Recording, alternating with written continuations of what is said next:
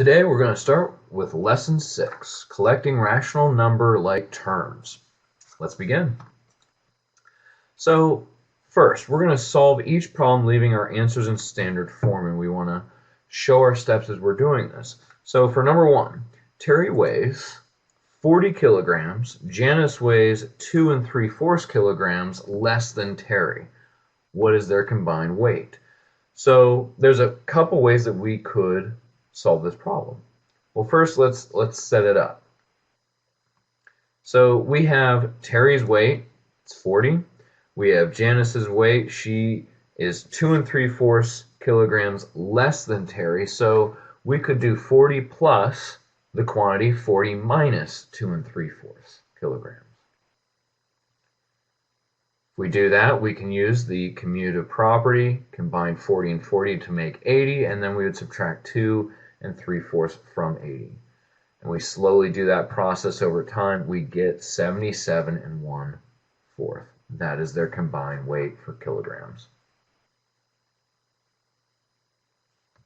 For number 2. Number 2, we have the following. We have 2 2/3 minus 1 1/2 minus 4/5. There's a couple ways that we could do this as well. First, we could make them all into improper fractions. After we would make them into all improper fractions, we would need at least common denominator. The least common denominator in this case would be 30. So if we converted each one of these to have a denominator of 30, the first one, we multiplied the top and bottom by 10. The second one, we multiplied the top and bottom by 15. The third one, we multiplied the top and bottom by 6. So now we have a common denominator for each one of these fractions, and we can subtract right across the top. So 80 minus 45 minus 24. And our final result would be 11/30. Number 3. Number 3, we have 1/5 plus a -4.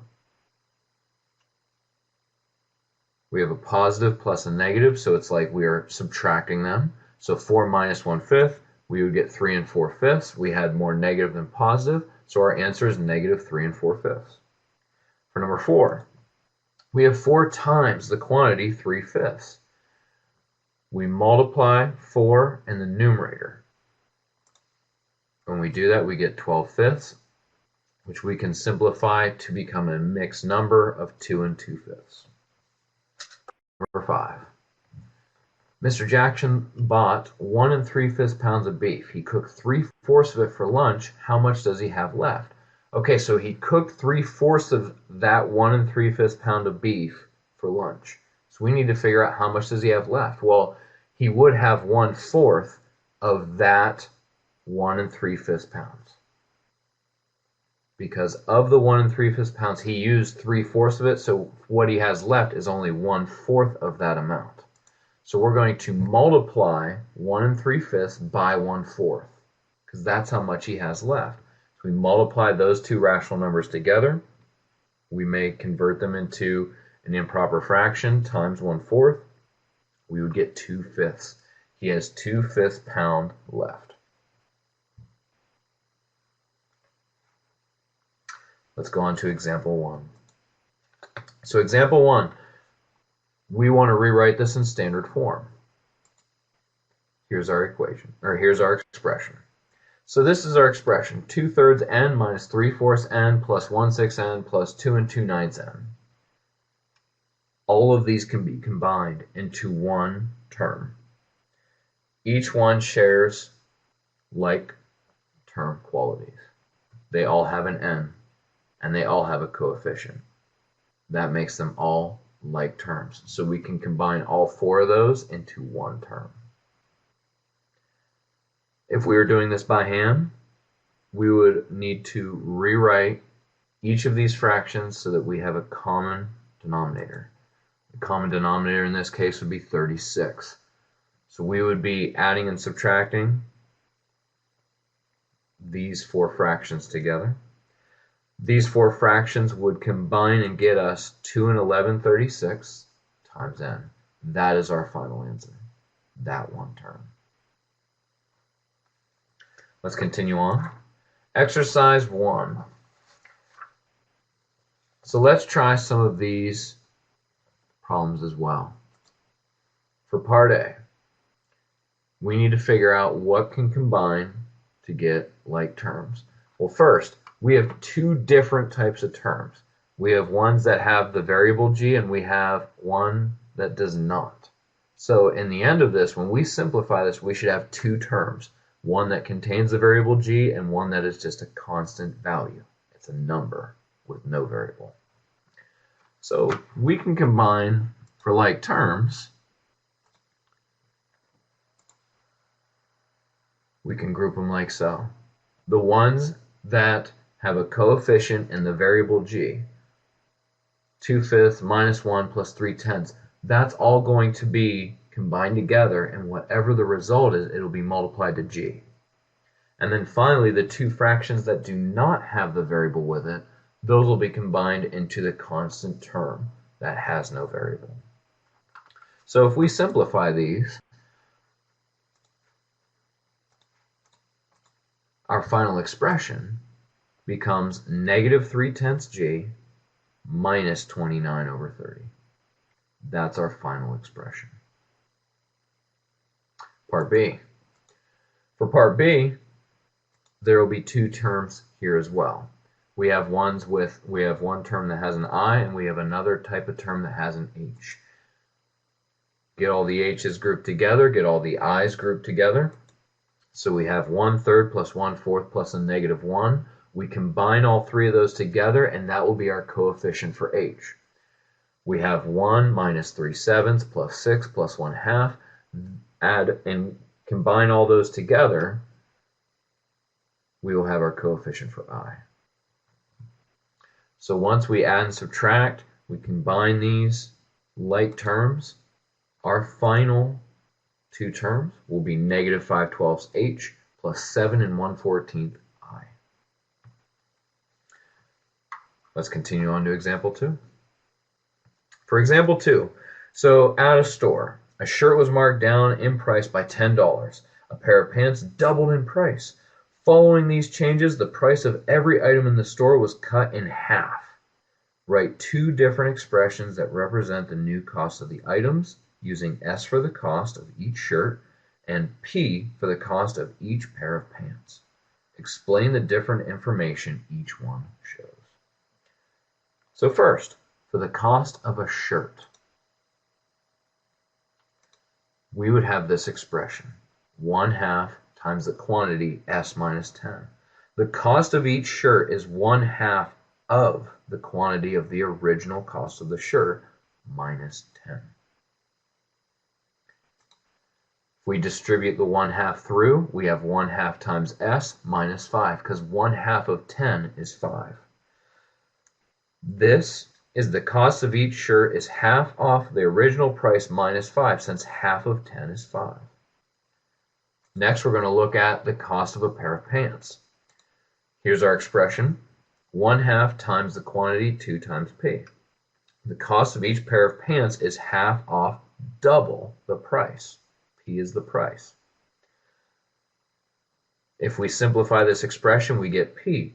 The cost of each pair of pants is the original cost, because 1/2 is the multiplicative inverse of 2. So those are the expressions. The expression for the cost of a shirt, 1/2 S minus 5. The expression for the cost of a pair of pants is P.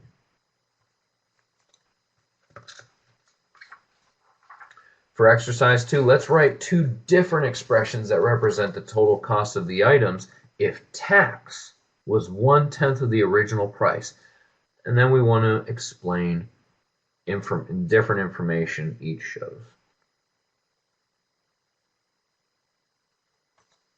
Okay, so first, for the cost of the shirt, so we had 1/2 times the quantity, S minus 10, plus 1/10 times S.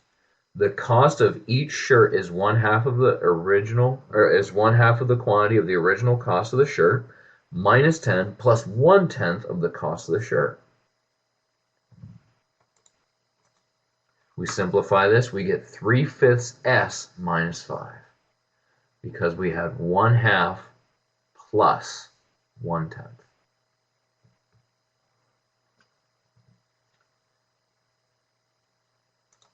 For the cost of a pair of pants, we have the original equation from the previous part plus 1/10 of P.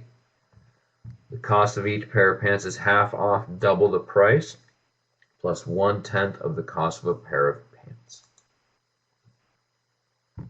So our final simplified expression would be 1 1/10 P, because originally we had just P, and then we're adding the 1/10 to it, so 1 1/10 times the price for the pair of pants. So those are our final expressions. For example 3, we're going to write this expression in standard form. Now, if we were using a calculator, we could use -3 1/3, multiply it to 1/2, and -3 1/3 multiplied to -1/4. We could do that, and then we would be able to just combine like terms and simplify our expression. However, I'm going to show you by hand, and when we're doing the process by hand, it involves some improper fractions. So here's how the steps would go if we were solving this by hand. So first, 5 1/3, that would become 16/3. 3 1/3 would become 10/3. And notice we have it rewritten so plus and the negative goes with the 3 1/3. So we would multiply that 10/3 to 1/2 and to the -1/4. We then begin simplifying. We do the multiplication. So we have 16/3 plus a -5/3 x plus 5/6. We group using the commutative property and associative property. We can combine 16/3 and 5/6. So we do that. We would have -5/3 x plus 37/6. And that is our final answer. We may rewrite the 37/6 as a mixed number. That is absolutely fine if we do.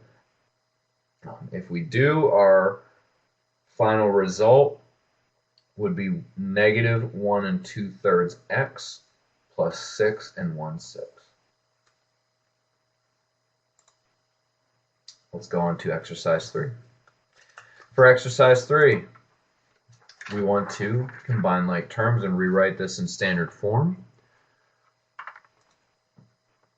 Once again, let's show it by hand. So first, we rewrite the -1/2 times 1/2. That becomes -1/4, and then we multiply the -1/2 to y. We can combine like terms. -6 1/3 plus a -1/4 will combine into -6 7/12. One term that did not change throughout after we distributed was the -1/2 y. There's no other term with a y, so it did not combine with anything. So -1/2 y stayed the same all the way through. And this is our final expression. Let's go on to part B. So for part B, we have the following expression. We're going to distribute the 1/3 through.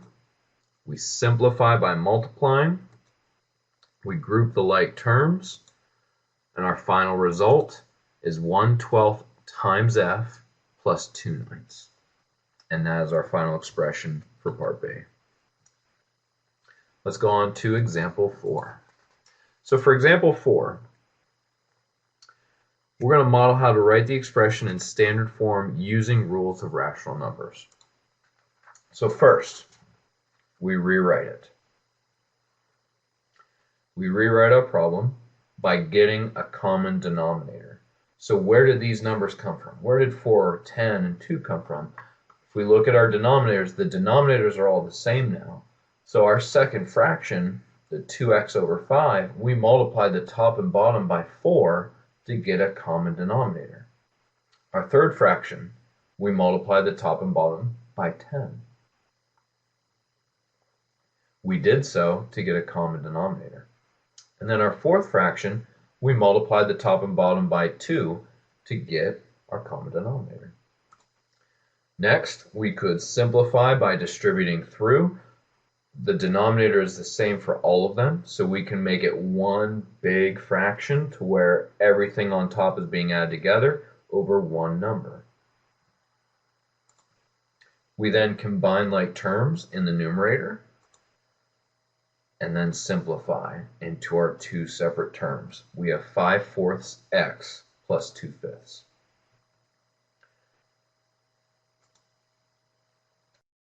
So there are two methods to solving this. The left side, we simply found a common denominator at the beginning and we wrote it out with x in the numerator. Whereas on the right side, we could set it up this way as well. We could set them all up into a bunch of different fractions, such as 1/20 times x. That is the same as x divided by 20. The 2 times x over 5, that's the same as 2/5 times x. The x plus 1 all divided by 2, that's the same as 1/2 x plus 1/2. 3x minus 1 over 10, that's the same as 3/10 x minus 1/10. Those are the same thing. Both methods work just fine. If we did the right side here, we would begin simplifying by combining like terms, grouping them, get a common denominator. If we're doing it by hand, combine them, we should get the same result.